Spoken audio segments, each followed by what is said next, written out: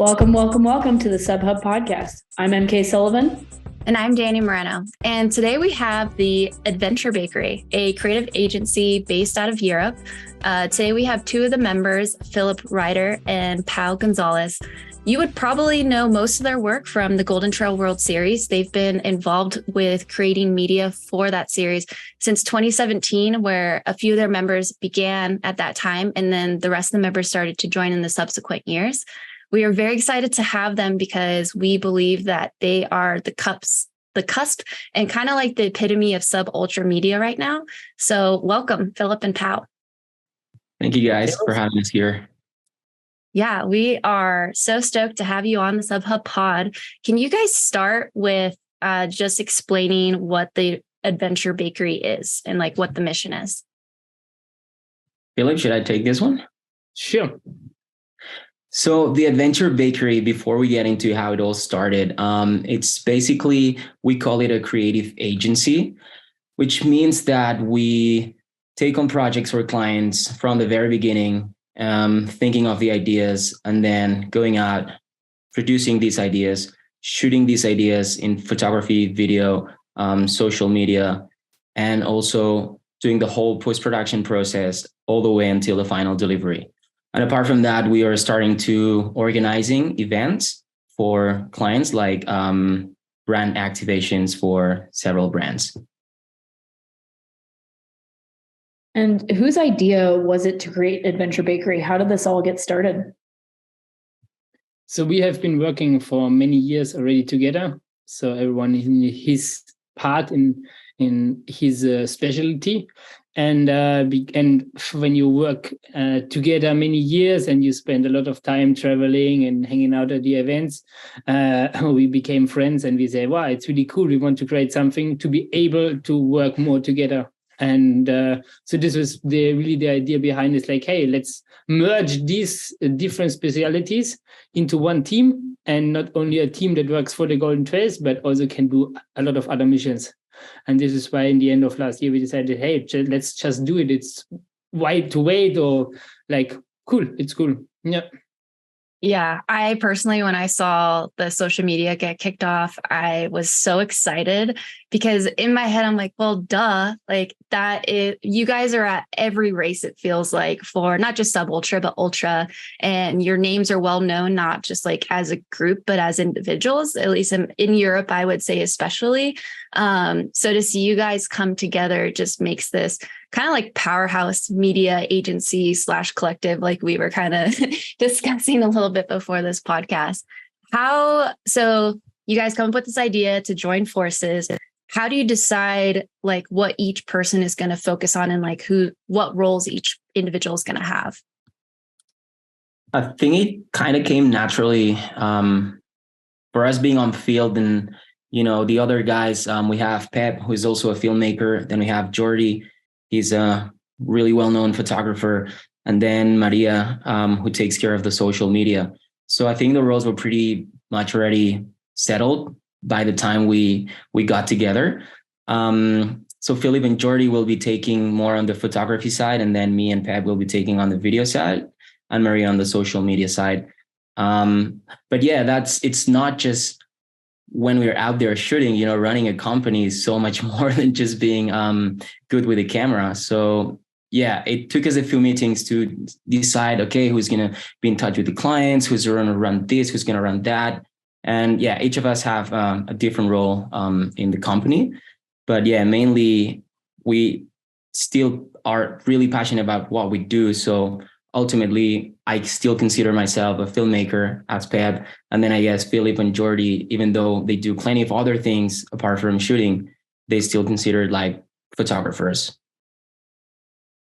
Yeah. So cool, sorry. Because you can also like learn from the other one. So really try, everyone has his own, like his pillar bringing to the company, but also you can really get a little bit more knowledge about videography from my side, and we share many ideas and things that we listen, and it's really cool because we have this WhatsApp group, so every day you receive maybe 100 or more messages, but it's not annoying because it's a lot of information that everyone takes, news about equipment, about runners events, and so it's like a super active, like a volcano, or almost that.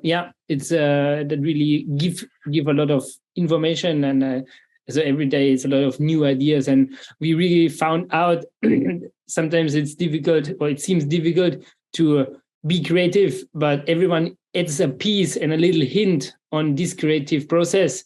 And in the end, you have like a full cake of this. So, and it's really cool because in this process, you create new things. And it's really a really good value. Yeah, you guys are all like so good at what you do individually. And so bringing it all together and being able to learn from each other is really cool. Have you guys always been independent contractors, like on your own? Because if so, then it feels like you guys probably already know how to run a business pretty well, having to like reach out to clients on your own. And now you guys have the whole group to help with that.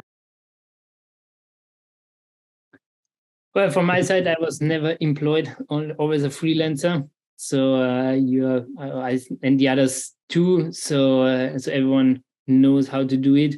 And as Pao said, in the beginning, it was a little bit difficult because you do everything yourself. It's not that you don't want to share, but it's just you always do it like this for many years. And so also to rely a little bit on another person, because as an independent worker, you only rely about yourself. And it's like, no, the other person has this responsibility and this and this. And maybe sometimes it takes a little bit longer because everyone is working on his own projects as well. So, but it just took a little bit of time. But now I think it's quite good. And also it's we had many events, and it's interesting not everyone is working every weekend on events. So, but it's still like the venture back is always doing something.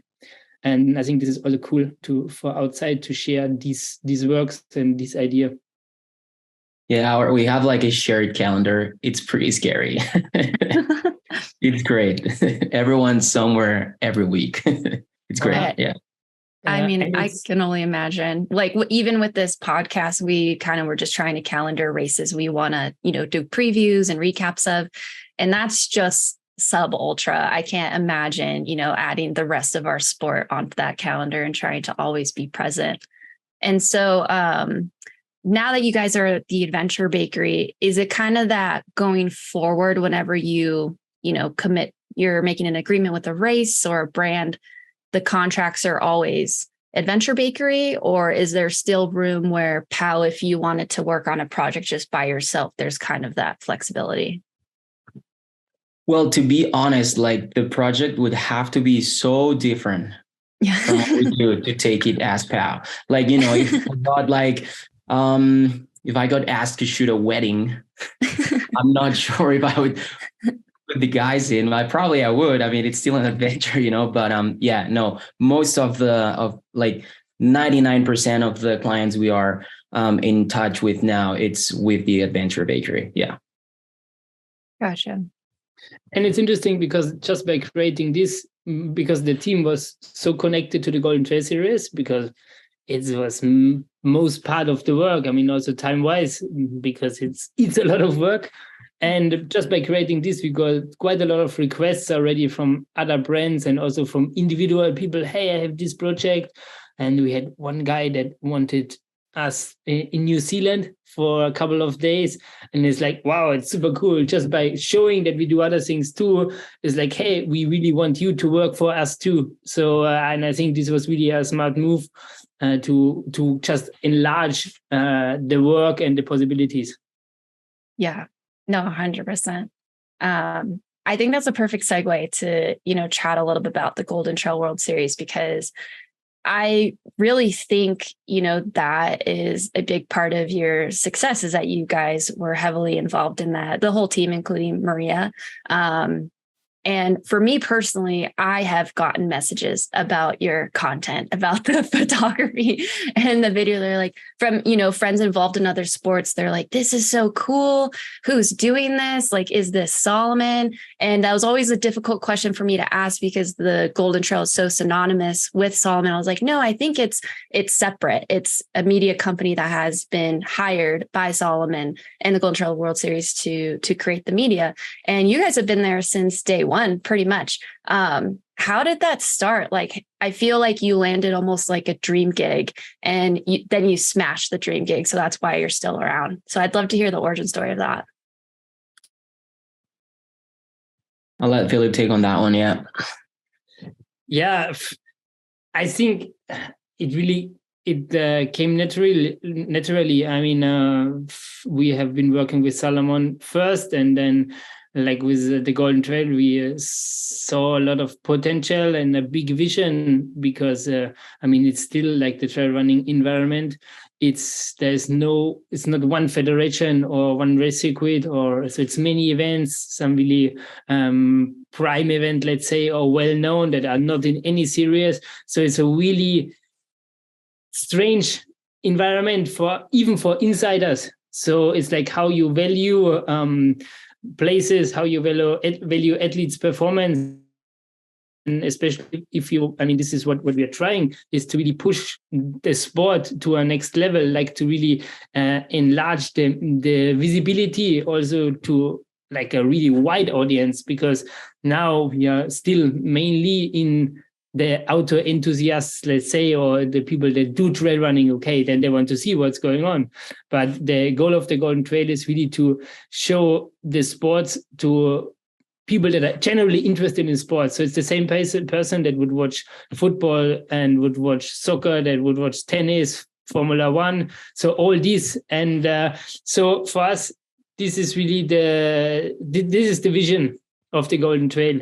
And then we really tried many different ways, and it's a learning process to how can we get there. And I mean, this year it's super cool because 3 races will be live in Eurosport. So it's exactly this what we tried to do. It's a little bit difficult because it's just a one brand circuit in terms of one brand that is in the sports industry. And I totally get the point that other brands are a little bit aware how much they invest into this, because in the end it's Salomon, the main sponsor.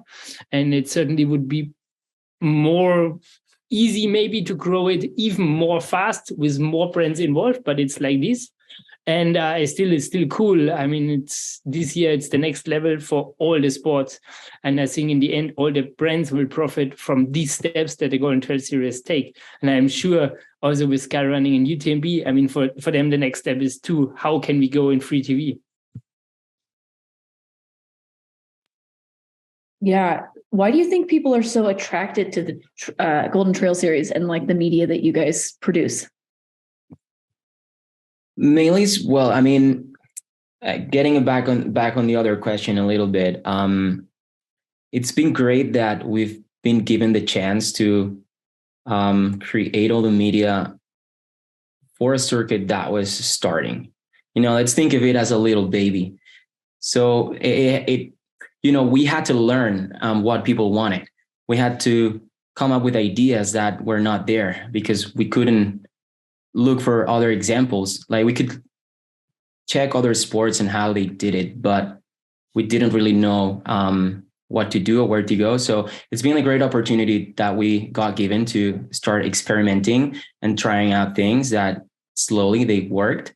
People are so into the Golden Trail Series because we try to give it like a good on the competition side. We try to make it as exciting as possible, basically, for the viewer. Then with the TV series we're producing, we're trying to get to know the athletes better, their stories, what they're going through, what it's like to be racing at this level, mentally, physically, what they go through. It's really cool. And then because there's a lot of content being put out there for the viewers, we do like race recaps. There's live on TVs this year. That's been on the previous years. There's been lives on Instagram. We do press conference. Dani's been there. We've taken her for interviews every now and then. And I think I think for the guy or the girl sitting at home, it's really cool we really want to make them feel like they are inside the thing with us. I want to be filming someone and I want to be thinking, okay, the viewer is right here with me and he's taking this journey with me, and I'm going to show you what it's like to be in the Golden Trail series. And I think with that, I think it's what made people want to stick in with us and to keep watching. Yeah. I think you guys have done a great job of that too. Like, I have friends who have been like watching every single Golden Trail race that I have run that I would have never expected would be like, oh yeah, we like stayed up late to watch this and we saw the media, and my parents love it. Yeah. And I can echo that sentiment of, for the viewer feeling as if they're in the room. And I think, at least from my personal experience of being in the room with you, Pal, and also Pep, and going through those interviews, is that as an athlete, I feel that you guys actually care and like you're on the journey with us the entire series. And it's not like new video people coming in every single race. And so there's actually that human connection that is visible in the video that you produce. And so I think it just allows the athletes to be, at least like myself, to be that much more vulnerable, because like I know you, like I've seen you multiple times throughout the years. We're friends. Like I feel like I can talk to you outside of the media context and we can like have a beer and hang out. And so versus, other interviews where I've done where I'm meeting the person for the first and last time and they're trying to like get that out of me, it's a little harder for me to want to share with them. So I think that's really unique in that you guys are involved from, day zero to past the finale. And it's like you love the sport as much as we do too. So I think that's echoed in the media, which is awesome. And even during the race, like you guys are running with us, filming and, like, cheering for us. And I'm like, what is happening? Yeah. How are you breathing? Yeah. It's really, I'm not. Yeah.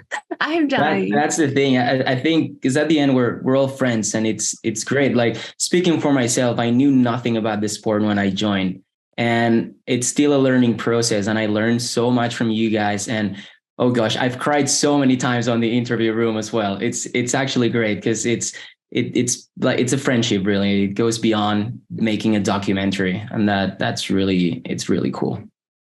Yeah, and I mean, it's really cool to listen to this. And I think it's also that more and more athletes understand that we work on this project together. It's not the Golden Trail organizers wants to use the athletes or the other way around. So it's really like, hey, like we need to work together. We need to work hand in hand to push the sport together, because then the athletes have the benefit, the Golden Trail have the benefit. And it's like, hey, like the goal is to really motivate and inspire more people and also make more people to watch these things. What is our passion?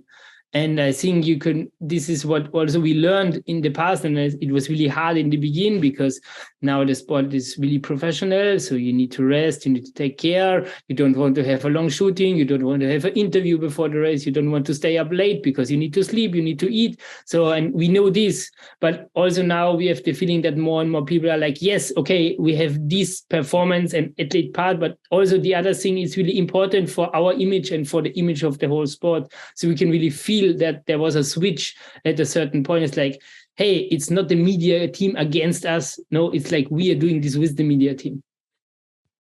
Yeah, 100%. I definitely applaud your team because, us athletes come in a variety of shades, especially, prior to a race. So having to manage, it's not, one's better or one's worse, right? It's just learning what athletes need and want and like how to balance that with they actually need to perform, and what they need to in order to do that, because in the end, that also makes the media better, right? Is like the battles and stuff like that. Before we transition to more like general sub ultra media, just like a last question for Golden Trail World Series, what are some of the hardest lessons that you've learned, during the series and recording, et cetera? And then what's something that actually ended up coming pretty easy? How? Philipp? Yeah. Hold on a second. So I think the hardest is language. It's hard if you don't speak English, or if someone doesn't understand English, to communicate. So over these years, personally, I'm good with languages, but for example, I don't speak French or I don't speak Italian. And there's a lot of Europeans on this series, and it really makes you wonder, oh gosh, I should have learned more languages at school. Because like it's hard to communicate sometimes, like with people. And when you're interviewing someone, I think it's really important that you want to get that emotion out of them. And unless you can communicate with them, it's really hard. So for me, that was one of the hardest things when I was trying to interview people that didn't speak English, to really get what I wanted out of that interview. Another thing that was fairly hard, and maybe Philipp can relate into this, Philipp's German and he works a lot, but the days are not like a 9-hour shift in an office. Like the days have like 20 hours and you're working 24/7. It's just crazy. Like people home here, they say, oh, dude, you travel a lot. You get to see a lot of places. It's super cool. I'm like, yeah, it looks great on Instagram, but there's a lot of work that goes behind those days on the races. It's actually crazy. And then if there was an easy thing that I came to realize on the Golden Trail Series is how friendly everyone is and how easy it is to become friends with everybody. And that's really cool because you know how sometimes other sports like maybe soccer or like other sports where there's more money, where people are supposedly more famous, you look at these guys like inaccessible. That's something that will not happen in the Golden Trail Series.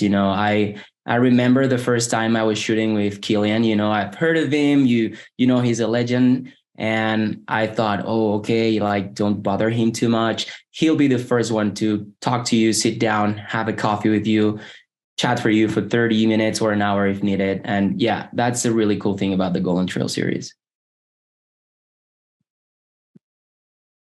Yep. Yep. Yeah.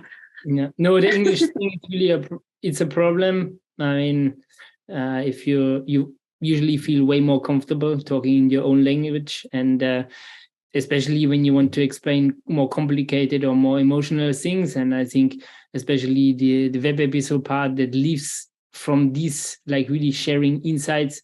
And so sometimes it's good and sometimes it's bad because you're not so spontaneous in another language. But sometimes you think twice what you want to say because you need to internally translate it a little bit in your head. So it's both sides. But in generally, I think it's super easy to talk with the people in generally because still the people that run the Golden Trail Series, they are passionate first. And then they're athletes. So they're passionate runners and then they're professionals. I still have the feeling in the past it was not a lot of professionals, so you only had passionate people, and now it's slightly changing a little bit. And in the end, yes, so everyone, it's like need to make a living from the sport. So it's not only a competition in the race itself, but it's also competition for the communication, for the sponsors. But it's still not, I don't have the feeling that it's really like affecting the general mood between the athletes. And this is really cool in the sport. Yeah, I would agree with that. And just backtracking a little bit to POW, yes, you guys work so freaking hard. I feel like every time I see you, you're like running off to another interview and stuff like that. So just letting the viewers know, if you want to get involved in this business, you're going to work your butt off for sure. You will be a panda after. Yeah. And I noticed that you guys did that this last series, like the episodes that you guys put out about the athletes, you guys would ask them questions in English, but then a lot of them would answer in their native language. And you're totally right. Like it conveys the passion so much more, like when you don't have to pause and like translate in your head. And I mean, those episodes were great. So I'm sure I cried listening to some interviews, but so we're going to kind of move on to just like general media in the sub ultra space. And my first question for you guys would be, what do you think that sub ultra media is missing right now? All right. So there's a lot of things already. I mean, in terms of race recaps, there's people filming, shooting every race. Now we have people with drones, we have camera runners, we have fixed cameras at the start and the finish lines. I think the next level is more live coverage on TV, especially for sub ultra where it's short racing. If we really find out a way to adapt the racing itself to the TV format, it's going to be great, because that means that we will be able to show our sport to millions of people at home, sitting home on a Sunday afternoon or Sunday morning. They'll be able to just join in and watch you guys racing for 2 hours. I'm imagining like when you're watching a football game and, the race is going, it's going, and there's a little bit of a lull and you guys cut in with like this really nice montage of somebody at their house preparing for the race or like an interview. And I think, the live streaming that like we have is like pretty good. And if we can expand on that, that would be totally awesome. But obviously a lot of the issue there is like service, which I think honestly when we're racing in Europe, there's tons of service out on the trails there. But like once you get into the US, you're just like out in the middle of nowhere on trails. So you got to like get into the Tesla Starlink stuff. And yeah, this was really a big hope. But also it's, even if you think about Chamonix, and if there's too many people in this valley, and this happens at the UTMB or Mont Blanc Marathon, because it's many different races and many people and many spectators, which is super cool, but it's just too many people for the network. And like it's super difficult to send out something, and then you really have problems with the streaming. And also, I mean, I think almost every runner wants to also push in the sustainable side. So like there is no way that you do it with the helicopter or like a other big thing, because I think in more and more the awareness, especially in the outdoor enthusiasts, because they want to protect their spaces. And so I think this is also a point where we need to be sensitive. And sometimes I ask myself, because I like the mountains a lot and I like to be alone, and often I like to not see anyone, to be in wild places. Now we push a lot to communicate to the mass, but we want to be alone in the mountains. It's quite a bit paradox. Okay, we want that more people enjoy these things, but we also want to like keep this space for us. So it's not I have no solution on this. It's just when you think about this, for me, the best race running things, what I do, or ski touring or whatever, is like, yes, it's no people around all the day. But now we push a lot to get more people into this. So, but it's not our own space, so we cannot say you can like enjoy it and you can't. It's like, this is not fair, but it's just interesting. And on the other side, it's like, yes, it's a trend. And I say this in the beginning, that the sport is growing by 10%. So I think it also changed a little bit the view of the people when you show them how beautiful many places are, because why you should do littering when it's so beautiful? Like, you want to protect these places as well. Yes, it's maybe more people, but also I think the people will generally change a little bit their view and their vision about these things. And but also, okay, we are trying to put an international series, so it's many travels, especially between overseas, and we all know that it's not good. But so it's really to find a good balance between these. Yeah, 100%. I would say all those conversations are very relevant. And I feel that personally, I'm involved in a lot of those topics that you talked about, kind of weighing the pros and cons. And I think just the fact that we're talking about it is special. It just means that we all care about what happens to the future of the sport and of Mother Earth and how we're going to impact it.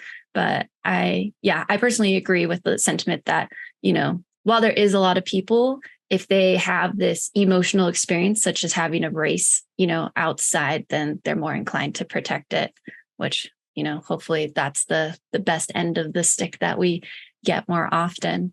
So Phil, for you as like a photographer, do you feel that photography is going to improve for like trail running and mountain running? Do you think like where are we in the evolution of photography in this space? So I just gave my 2 cameras that I got from my grandfather. It was analog. I gave it to the service, and with the film, and you had just a manual focus, so it was certainly way more difficult in the past. I think it has never been so easy. I mean, we all have a smartphone, so you can just take pictures. It's different levels of quality, let's say, but I think it's really accessible. And now,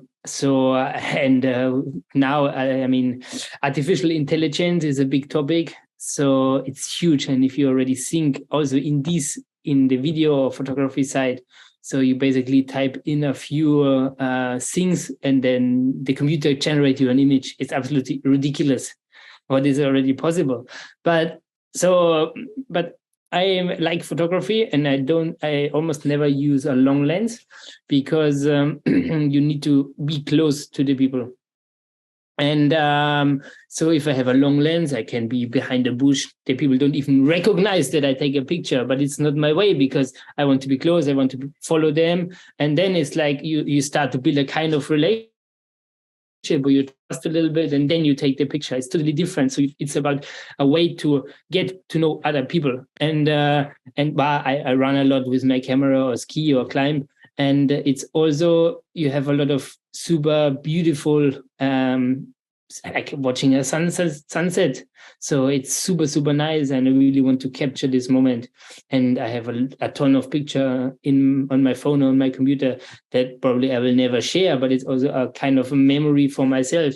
And especially if you're into photography and you sharpen a little bit your view for the details and you look closer, and then you can enjoy it anyway. But for me, it's really a way to take more time and look a little bit the details. But generally, I say it's super accessible to everyone. It's not a big secret anymore, or it's super expensive than it was. It's not so long ago, like 20, 30 years ago. Yeah. Yeah, that's amazing. I have a business idea for you guys. I'll just pitch it right here, but you guys should do like the Adventure Bakery media workshop, because I personally know a handful of photographers that they'll hit me up. They'll be like, hey, Dani, you want to go shoot, some running?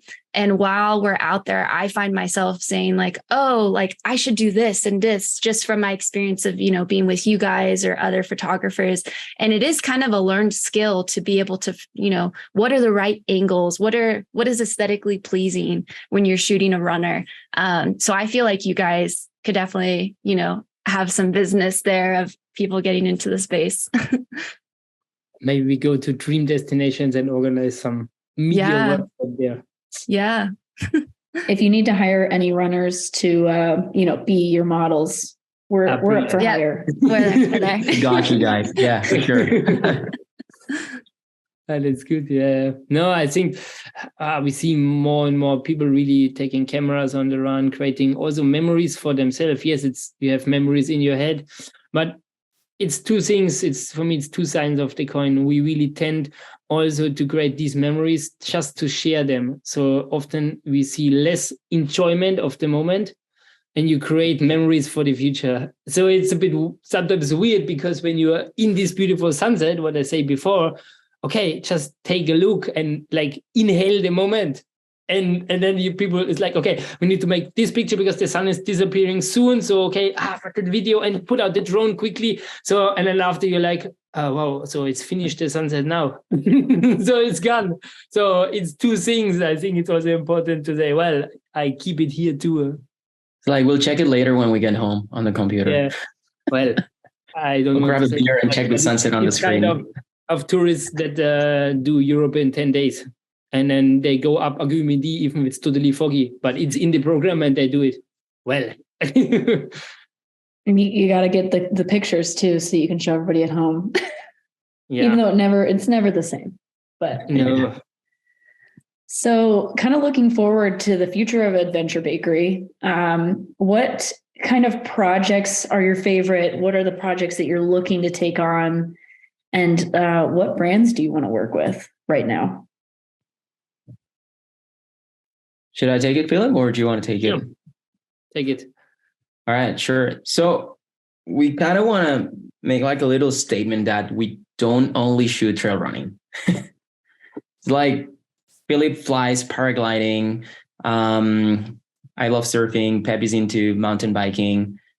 Jordy likes climbing as well, and he's into many other sports. So we're all like multi-sports passionate.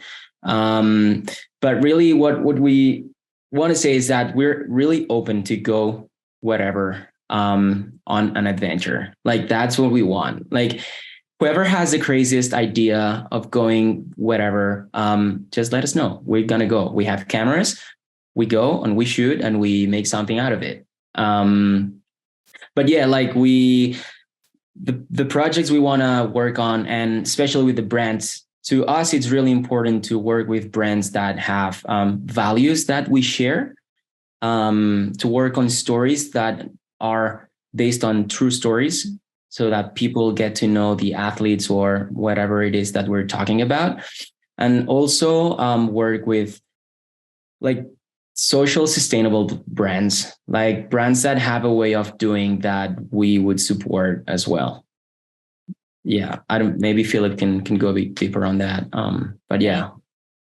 So now sustainability is a big topic. So it's always one of the first questions if you talk about product, and it's usually really product focused sustainability. But to me, sustainability is also what Pau says, social sustainability. So why you make campaigns with influencers that change the sponsor or the brand that work with every week? Like how you sponsor events just 1 year, things like this. For me, this is absolutely not sustainable. Like we talk usually only about product sustainability, but it's many other topics too that is connected to this. And we live in a really fast world, and the acceleration is huge. Sometimes it's good because after one day the bad things are forgotten and other things are happening. So it's a positive side, but also it's important that a brand, and now it's the big brands entering this trail running and the outdoor world, and usually they are really driven by numbers and figures. It's like these old brands that maybe it's still family owned, and like the guy created this brand because he didn't have product in the beginning 100 years or 50 years ago. So it's like, wow, we need to produce backpacks because we don't have good backpacks, or shoes because we don't have shoes to run. So this was the idea. But now I think so far the outdoor world was really not totally protected because already other companies entered that were really business driven, but now I think it's more and more going into this direction. And yes, of course, in the end, all the brands, they need to make money, they need to pay their employees and so on. But I really felt that it was like the first goal is, hey, we are passionate about outdoors in general, and then okay, we make products for these and then we make money. But now I see more and more the trend that, okay, we see a business there, so let's think how we can make the products to make money. So it's really a bit of weird, strange tendency, I would say. But so I think it's really also that we that are really on the field and on the ground, and we can also, like the athletes, the people that work for this, direct a little bit. Even the decisions are made from other people, but still it's like we can say how we want this evolution change, at least slightly. And this is really important for us. And Yeah, I would definitely say I feel that in the trail space, and maybe it's echoed in other parts of the adventure sports space that's in the same kind of growth area as trail running, that there's kind of this understanding that there's power in numbers, right? So with you guys creating Venture Bakery now, you're one big team, and there's some leverage there. And in the trail running space now, we have the Trail Running Association with pro athletes, coming together, realizing that you do have leverage as this sport is growing, to make sure that, like you said, Philipp, we're creating sustainable decisions, not just from the environmental standpoint, but every other aspect of that too. So it's a cool time to be in the sport, without a doubt. And your branding is on point if you don't want to just be in trail running. I guess that's why you're not the running bakery. You're the adventure bakery. So going forward, you have more options, which is really cool. Go ahead, EmKay. I was going to say we interviewed Allie Mack last week, and she like had this idea because she just got into base jumping, that there's this bridge. She's going to base jump it and then hike up as fast as she can and base jump it and hike up. So you guys are going to have to like learn how to base jump so that you guys can get into that with Allie. I don't want to make any spoilers, but that's on the pipe. Nice. I was talking to her last week as well. Yeah, about it. Yeah. Oh, that's perfect. Yeah. I love that. So you guys, so now that you've been, I guess you're coming into, let's see, at least 5 years in the trail running space, if not more than that. What advice would you give to kind of like new creatives in this space or aspiring creatives? We'll just talk specifically for trail running. Well, I think the most important thing is you should be fit.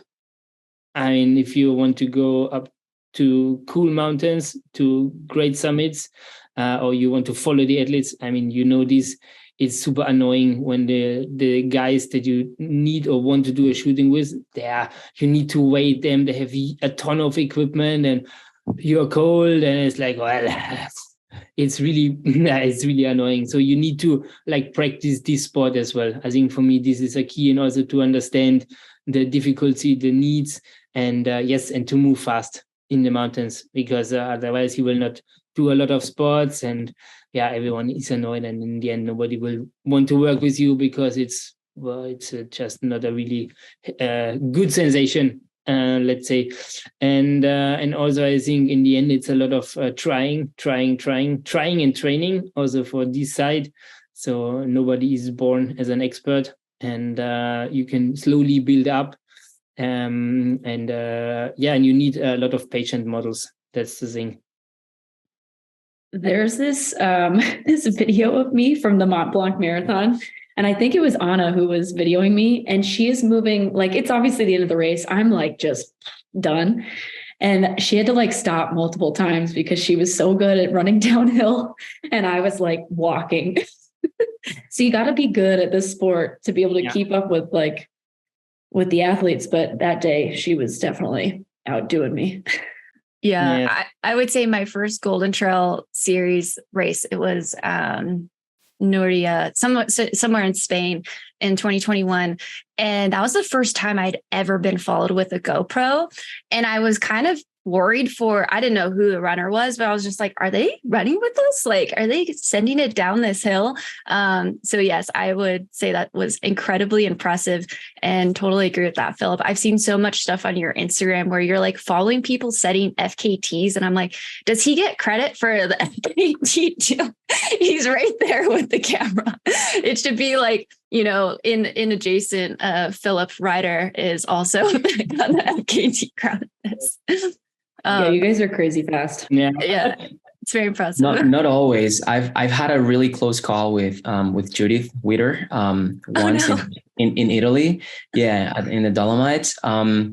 So I was shooting the guys passing through the downhill first, and then I timed it to have like 20 minutes to walk down, and then to the next point to film Judith passing. She was coming first. So I started going down, just walking with my tripod while my gimbal and my backpack.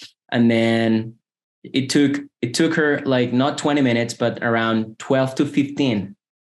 And then I hear something in the back approaching really fast, like, oh, another guy coming. And then I turned around and no, it's Judith. And I wasn't ready. And I was just like running, trying to get the camera on. And she was like, move. And I was like, I'm so sorry.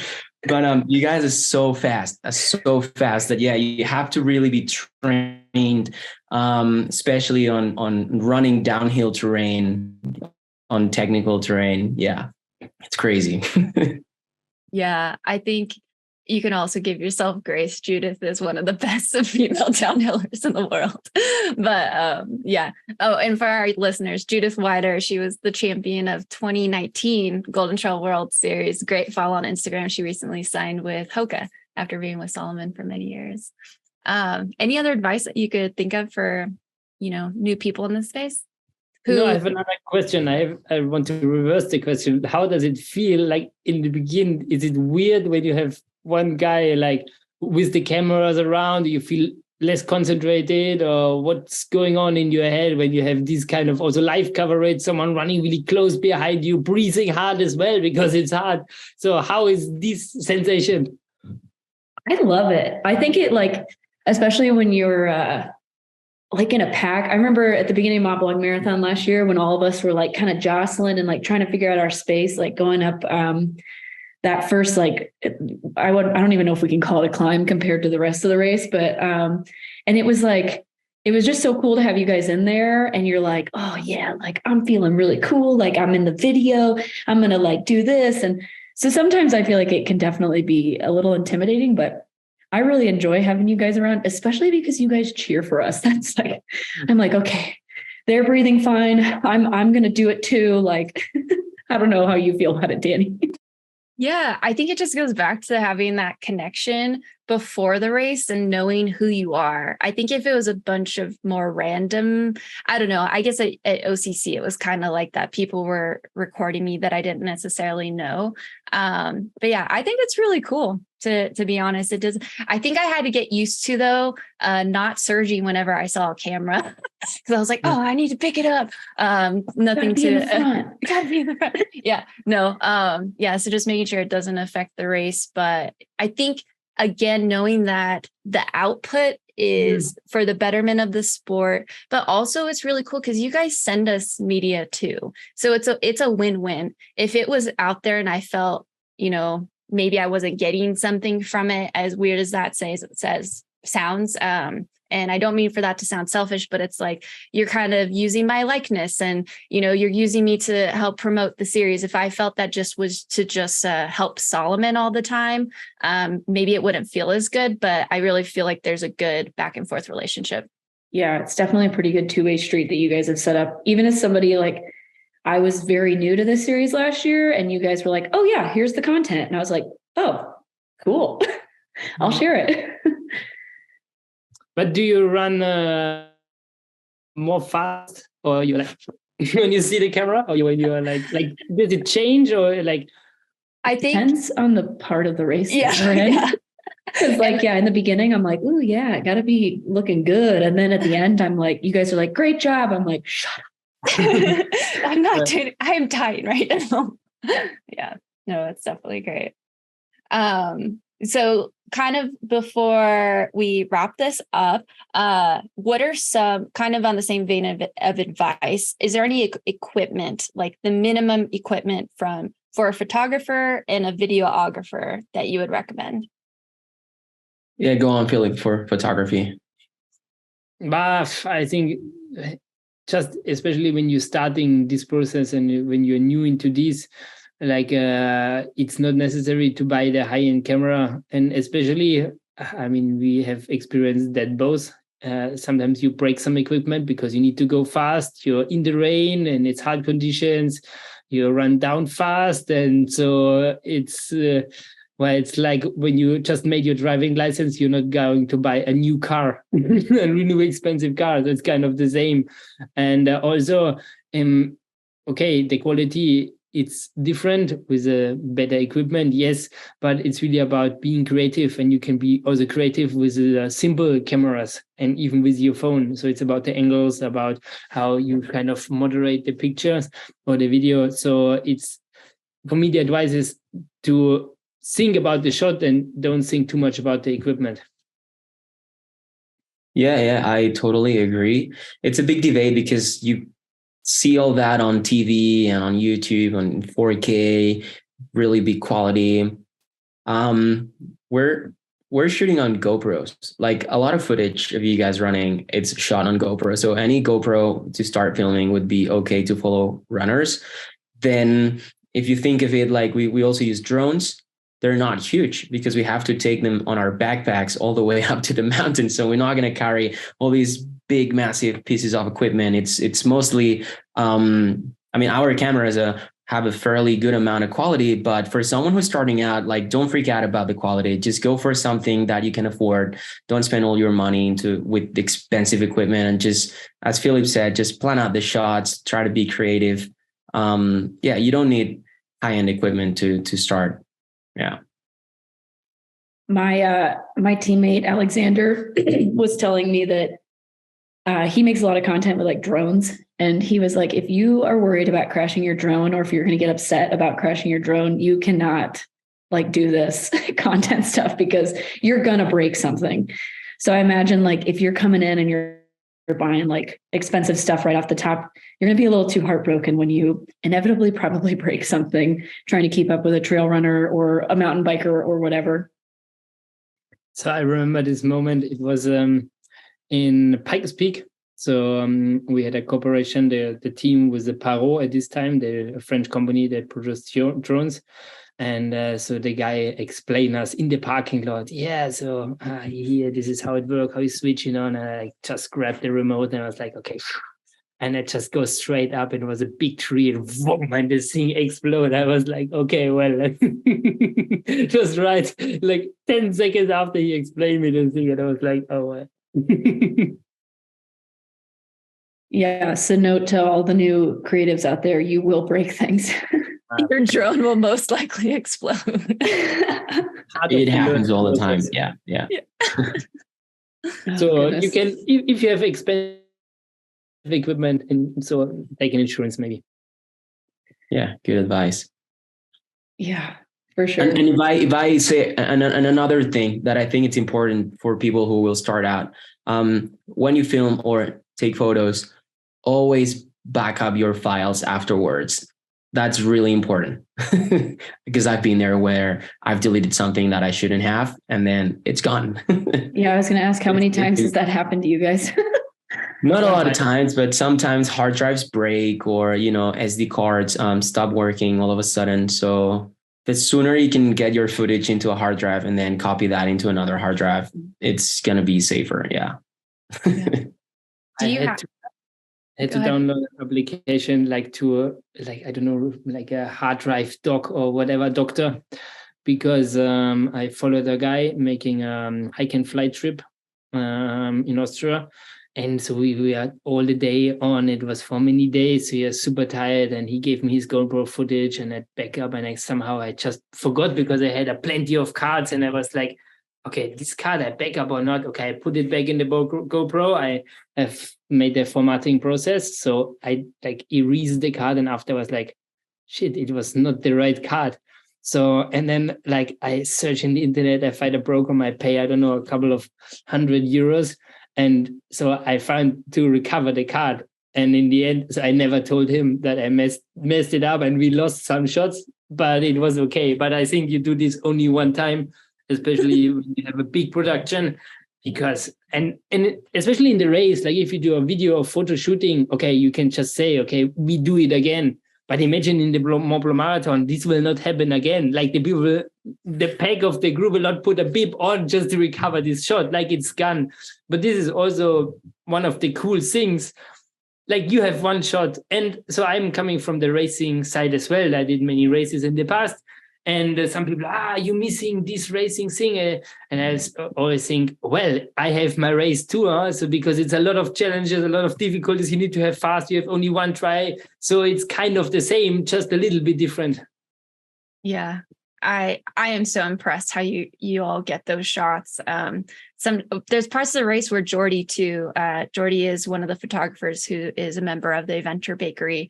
At OCC, he got this beautiful shot where I was running by, and I was like, I saw you once that race, and you got this shot. So it's very, very impressive, your guys' expertise at your craft. Do you have any advice for, people reaching out to brands or, trying to get gigs and jobs? It's a difficult one. I mean, it's more and more people that want to do these things, because I think from outside sometimes it seems to be easy. You take a camera and you make some pictures and you sell it. It's not really like this, and it's a trusting process from the brand of the athletes. To me, I think the advice is to start with athletes, and then you see if you can reach the brands too, if the content is good or inspiring enough. but it's not so easy for a new person to totally get into this environment. And as I said, it's also competitive and it's more accessible for sure. And so I don't really have a key for this, and but it's a process, and it takes many years. So you need to be patient and trained too. Patience in training and in the rest of it. Yeah. So, final question. You guys on your website say that you're currently hiring. Who are you looking for this position? I think we're looking for people like us. Somehow crazy. But we want to connect with people around the globe, really, that are passionate about the sport and they want to go out and shoot. They don't particularly have to be, have high expertise on the thing, as long as they can prove themselves that they've had a few projects and the quality wise, it's good. But this is mainly because we are based in Europe, but we don't want to just shoot and work here in Europe. So sometimes there's some projects that we won't be able to go to, or the calendar is super packed and we can't just take all the jobs. We'd love to, but it's impossible. We're already started to work with some other creatives that work under the Adventure Bakery. And we just want to connect with people that are available to work with us. So are you guys looking for somebody outside of Europe specifically, or just somebody who's willing to travel outside of Europe? Europe, outside of Europe. As we said before, like in terms of sustainability, sometimes we have a couple guys that shoot for us in the States, but the world is huge. So the more people and the more database that we have with people creative that want to work with us, the better. Yeah. Cool. Yeah, I think that's really cool, especially if everyone is in alignment on the mission of Adventure Bakery. Just seeing a team of people across the globe, it's like a badge of honor. You're like, I'm part of the Adventure Bakery. I hope there's like a little loaf of bread pin or something, right? Like that you get with this. We'll make some. Get some a muffin, a croissant. Yeah. Depending the country that you're from. Yes, exactly. What is your country's specialty? We're definitely we're donuts for sure. I feel like that's America. Yeah. Donuts or cookies. Pretzels for the Germans, croissants for the French, pasta de nata for the Portuguese. So I love it. Well, between your workshop idea and your pin idea, I mean, I hope me and EmKay get some commission coming up soon. You're welcome. Well, it has been a pleasure talking with you, Philipp and Pau. It's just so cool to think of where you started, and congrats again on your Eurosport. Like, you all are going to have like a TV production team. That's incredible. Some people never get there in their life. So I hope you guys are really proud of that.